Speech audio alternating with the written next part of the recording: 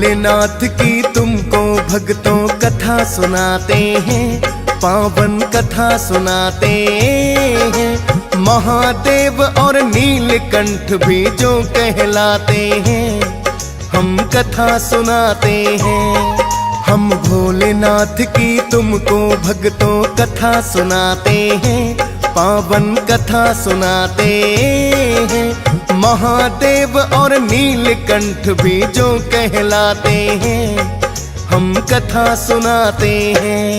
ये शिव ही है महाकाल, जो काल को देते टाल। ये शिव ही है महाकाल, जो काल को देते टाल। भक्तजनों, आज हम भगवान भोलेनाथ की कुछ कथाओं का वर्णन करेंगे।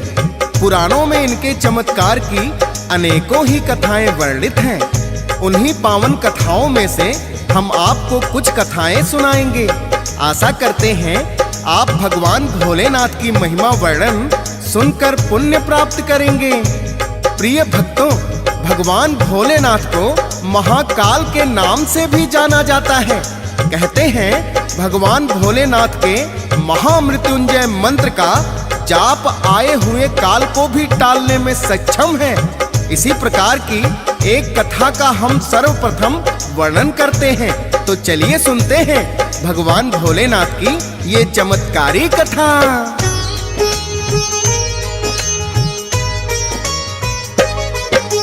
ऋषि मृकंडू हुए हैं भक्तों शिव के भक्त महान, और उनकी पत्नी थी जिनका मरुधति था नाम। किंतु अनेकों वर्षों तक उन्हें ना संतान हुई। पुत्र की प्राप्ति का उपाय खोज रहे थे कोई। करने लगे हैं भोलेनाथ की दोनों ही कठिन तपस्या। एक ही पुत्र चाहे हो जाए, मन में यही थी इच्छा। भोलेनाथ उनकी भक्ति से प्रसन्न है बड़े हुए। साक्षात दर्शन आकर के पति पत्नी को दिए। पति पत्नी भोले के चरणों में गिर जाते हैं, पावन कथा सुनाते हैं। महादेव और नीलकंठ भी जो कहलाते हैं, हम कथा सुनाते हैं। ये शिव ही है महाकाल, जो काल को देते टाल। ये शिव ही है महाकाल, जो काल को देते टाल। भक्तजनों, भगवान भोलेनाथ ने जब ऋषि मृकंडू और उनकी पत्नी को दर्शन दिए तो दोनों ने भोलेनाथ को साष्टांग प्रणाम किया। भगवान भोलेनाथ ने उन्हें वरदान मांगने को कहा। तब ऋषि श्री मृकंडू और उनकी पत्नी ने भगवान भोलेनाथ से पुत्र की प्राप्ति की इच्छा जताई। भगवान भोलेनाथ ने उन्हें दो विकल्प दिए, एक अल्पायु बुद्धिमान पुत्र की और दूसरा दीर्घायु मंद बुद्धि पुत्र की। ऋषि मृकंडू ने भोलेनाथ से बुद्धिमान पुत्र का ही वरदान मांगा। परिणाम स्वरूप उन्हें बड़ा ही बुद्धिमान पुत्र प्राप्त हुआ, जिसको पति पत्नी ने मार्कंडेय नाम दिया। किंतु भगवान भोलेनाथ के वरदान स्वरूप उनकी आयु सिर्फ 16 वर्षों की थी।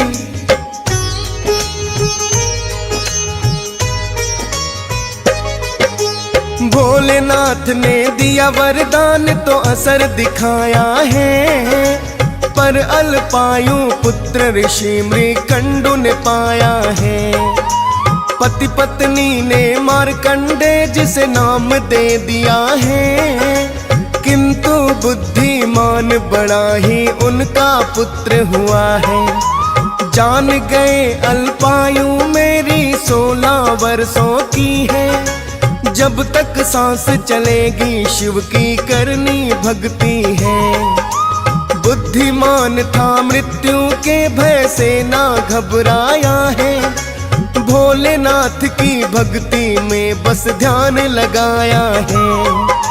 16 वर्ष फिर धीरे धीरे बीत ही जाते हैं, पावन कथा सुनाते हैं। महादेव और नीलकंठ भी जो कहलाते हैं, हम कथा सुनाते हैं। ये शिव ही है महाकाल, जो काल को देते टाल। ये शिव ही है महाकाल, जो काल को देते टाल। भक्तजनों, जब ऋषि मार्कंडेय ने जाना कि वो अल्पायु हैं, तो उन्होंने अपना सारा जीवन भगवान भोलेनाथ की भक्ति में बिताने का निश्चय किया और 16 वर्षों तक भगवान भोलेनाथ की कठिन तपस्या की। 16 वर्ष पूर्ण होते ही यमराज उन्हें लेने के लिए आ जाते हैं, तो ऋषि मार्कंडेय भागकर काशी पहुंच गए, किंतु यमराज ने उनका पीछा नहीं छोड़ा। तो ऋषि मार्कंडेय शिवलिंग से जाकर लिपट गए और भगवान भोलेनाथ का आवाहन करने लगे। उनकी पुकार सुनकर भोलेनाथ वहां स्वयं प्रकट हो गए और ऋषि मार्कंडेय को अमृत का वरदान दे दिया। ऐसे कृपालु हैं मेरे भोलेनाथ।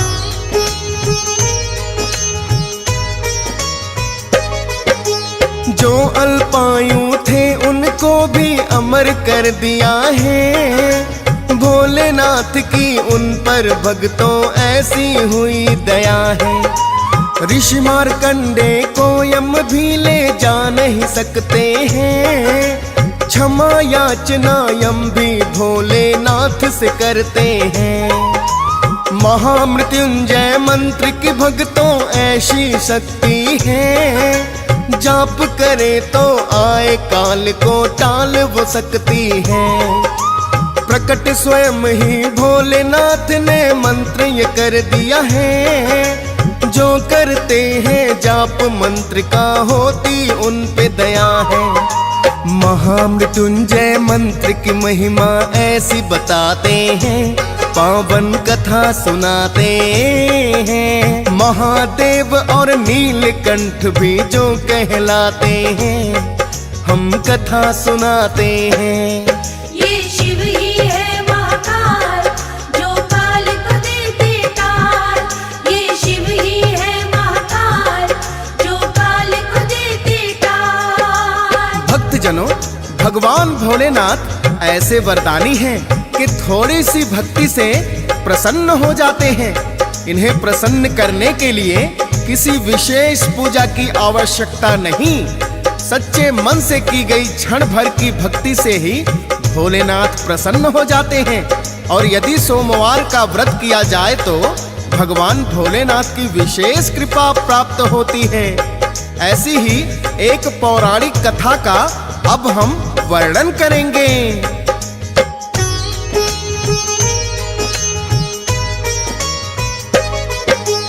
किसी समय में एक साहूकार है शिव का भक्त हुआ, पर संतान की प्राप्ति का नहीं सुख उसे प्राप्त हुआ। सच्चे मन से करता था वो शिव की ही आराधना। साहूकार की पूर्ण हुई ना किंतु मनोकामना। माता पार्वती ने एक दिन फिर ये शिव से कहा है, क्यों ना अब तक इसे पुत्र का आपने वर दिया है। आप सदा ही स्वामी भक्तों की विनती सुनते हैं। सच्चे मन से आपकी साधना जो भी करते हैं, क्यों नहीं पुत्र का वर इनको फिर देना चाहते हैं।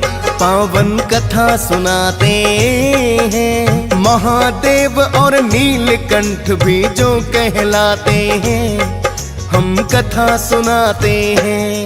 ये शिव ही है महाकाल, जो काल को देते टाल। ये शिव ही है महाकाल, जो काल को देते टाल। भक्तजनों, माता पार्वती की बात सुनकर भोलेनाथ कहने लगे, हे देवी, संसार में हर प्राणी को अपने कर्मों का फल भोगना पड़ता है।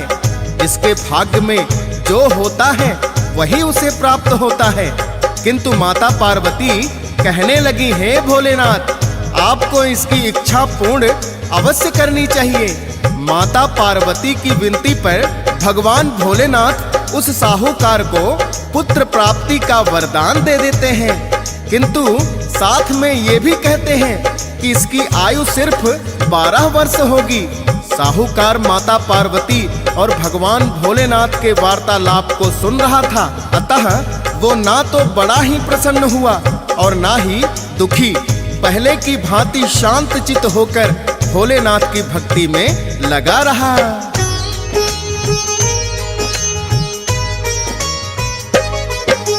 फिर साहूकार के घर में तो एक पुत्र का जन्म हुआ है। अल्पायु है किंतु पुत्र साहूकार जानता है। धीरे धीरे 11 वर्ष का जब है पुत्र हुआ, विद्या प्राप्त करने को उसे काशी में भेज दिया। अपनी पत्नी के भाई को साहूकार बुलाया, ले जाओ इसको काशी में, उसको इतना बताया। रास्ते में मिले जितने ब्राह्मण दान दक्षिणा देना, और पुत्र की दीर्घायु का वर भी मांग लेना। सिद्ध पुरुषों के वचन कभी कभी सत्य हो जाते हैं, पावन कथा सुनाते हैं। महादेव और नीलकंठ भी जो कहलाते हैं, हम कथा सुनाते हैं। ये शिव ही है महाकाल, जो काल को देते टाल। ये शिव ही है महाकाल, जो काल को देते टाल। भक्तजनों, साहूकार ने अपने साले को बहुत सा धन देकर विदा किया और कहने लगे, मेरे पुत्र को काशी में ले जाकर शास्त्रों की विद्या का ज्ञान दिलवाएं। रास्ते में आपको जितने भी ब्राह्मण मिले, उन सबको उचित दान दक्षिणा देना और उनके चरणों में वंदन करना। किसी ब्राह्मण के मुख से यदि पुत्र को दीर्घायु का वरदान मिल जाए तो हमारी साधना पूरी हो जाएगी। साहूकार के कहने पर मामा अपने भांजे को लेकर काशी की ओर चल दिया। चलते चलते दोनों एक नगर की सीमा में आकर रुक जाते हैं। दोनों जिस नगरी में रुके थे, उस दिन उसी नगर के राजकुमार का विवाह था, किंतु राजकुमार एक आंख से काना था। राजा ने जब साहूकार के पुत्र को देखा तो उसके मन में विचार आया, क्यों ना इस लड़के को अपने पुत्र की जगह ले जाकर राजकुमारी से ब्याह करा दूं और बाद में इनको बहुत सा धन देकर विदा कर दूं।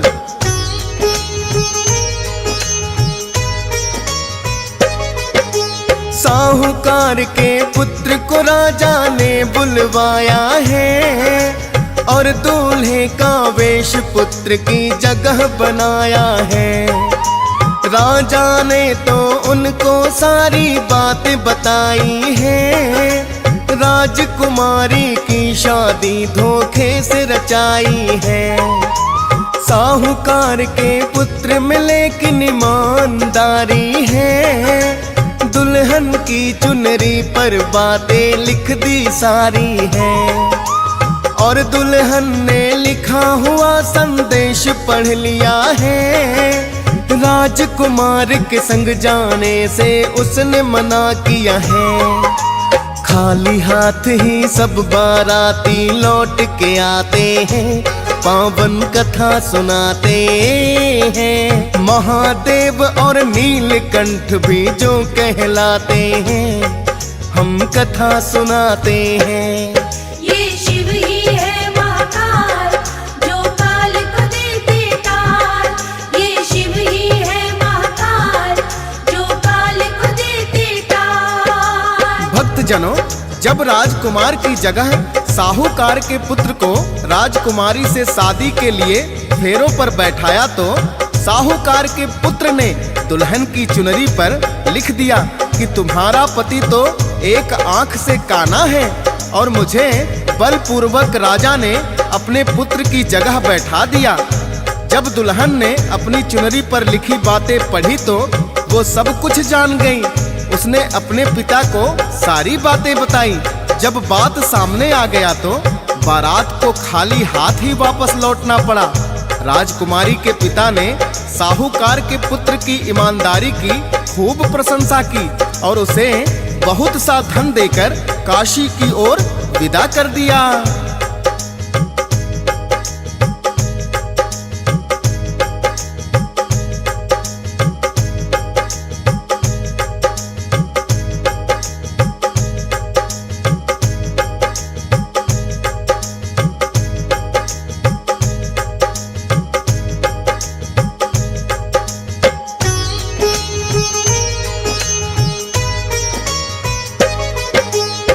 मामा भांजा दोनों काशी नगरी में आए हैं और यज्ञ के लिए अनेकों पंडित बुलवाए हैं। जानते थे कि 1 वर्ष का समय है उनके पास, दीर्घायु के लिए यज्ञ वो करवाने लगे खास। यज्ञ हुआ संपूर्ण तो फिर पूर्ण आहुति दी, 1 वर्ष की जो सीमा थी वो भी बीत गई। साहूकार का पुत्र ये मामा से कहने लगा है, ना जाने मामा मेरा सर क्यों चकरा रहा है। इतना कहते ही प्राण पखेरू भी उड़ जाते हैं, पावन कथा सुनाते हैं। महादेव और नीलकंठ भी जो कहलाते हैं, हम कथा सुनाते हैं।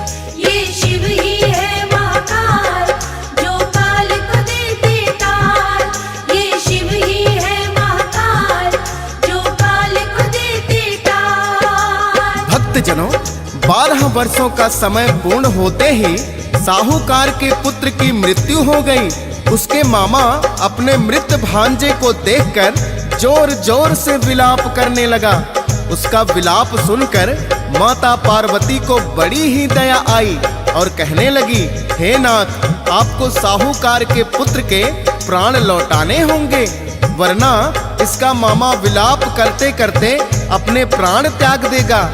भगवान भोलेनाथ को माता पार्वती की बात माननी पड़ी और साहूकार के पुत्र को प्राण वापस लौटा दिए।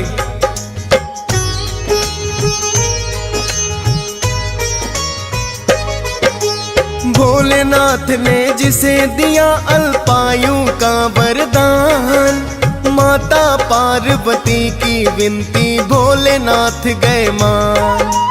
आई हुई मृत्यु को भी भोले ने टाल दिया है, अल्पायु को भोलेनाथ ने दीर्घायु किया है। और दर्शन भी मामा भांजा दोनों को दिए हैं, दर्शन पाकर भोलेनाथ के प्रसन्न बड़े हुए हैं। भाग्यशाली है स्वयं ही भोलेनाथ जो हमसे मिले, बोला मामा अब तो अपने नगर की ओर चले।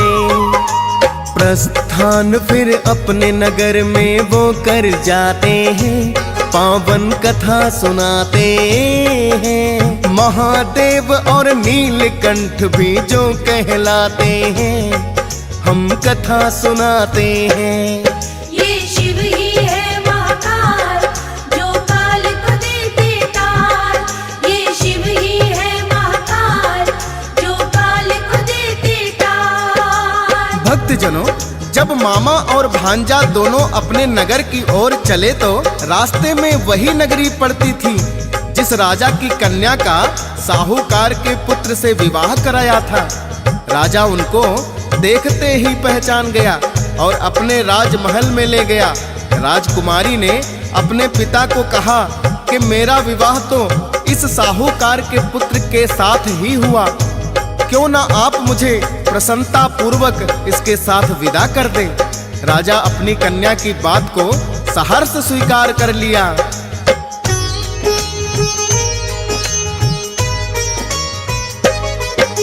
साहूकार के पुत्र से फिर तो राजा कहने लगा, मेरी पुत्री का आपके साथ ही संपन्न हुआ विवाह। पत्नी रूप में आप मेरी पुत्री को अपनाए, मैं चाहता हूँ करके विदा इस घर में ले जाए।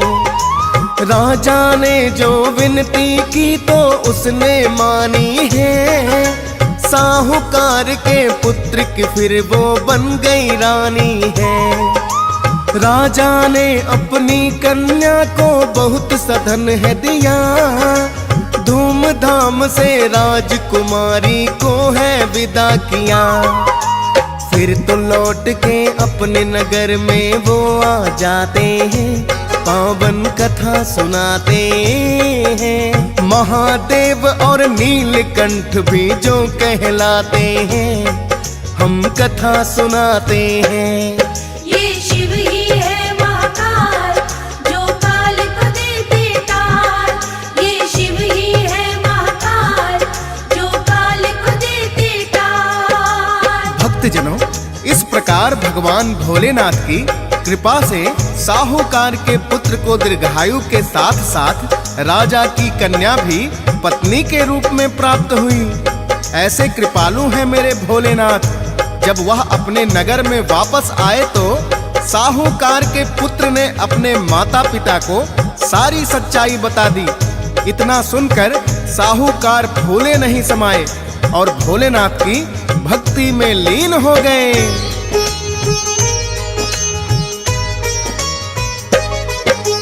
भोलेनाथ ने ऐसी उन पर कृपा बरसाई, दीर्घायु भी साहूकार के पुत्र ने है पाई। भोलेनाथ तो सदा भक्तों पर कृपा करते हैं, सच्चे मन से जो भी इनका नाम सुमिरते हैं। सोमवार के व्रत में यही कथा सुनी जाती है, भोलेनाथ की कृपा भक्तों पर हो जाती है। भोलेनाथ की कथा को सुनता हंस राज रल्हन, दियस पाल भी करता उनके चरणों में वंदन। फौजी सुरेश से लाखों भक्त भी शीश झुकाते हैं, पावन कथा सुनाते हैं। महादेव और नीलकंठ भी जो कहलाते हैं, हम कथा सुनाते हैं।